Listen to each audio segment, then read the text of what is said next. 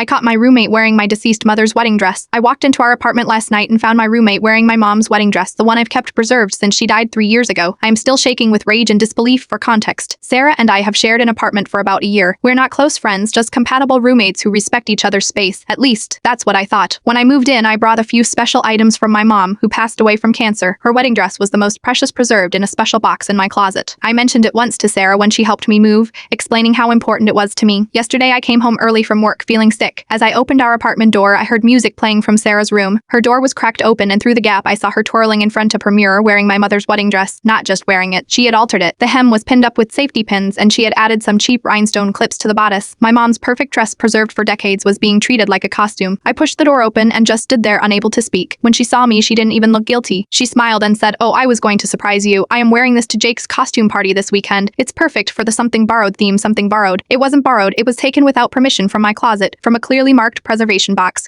When I finally found my voice, I told her to take it off immediately. She actually rolled her eyes and said I was being dramatic, and that it's just a dress your mom won't ever wear again. I lost it. I screamed at her to take it off, that she had no right to go through my things, especially something so irreplaceable. She finally seemed to realize how serious I was and went to change, mumbling about how I was overreacting. When she returned with the dress, the delicate fabric was wrinkled. One of the pins had torn a small hole in the lace, and there was a makeup smudge on the neckline. Decades of careful preservation ruined. I am moving out tomorrow. I've already called friends who are coming to help. Sarah is acting like I am insane for being upset, telling our mutual friends I am having a breakdown over an old dress. But it wasn't just a dress. It was one of the last pieces of my mom I had left, and she treated it like it was nothing. Trust your instincts about who you live with. Even normal roommates might not respect what matters most to you.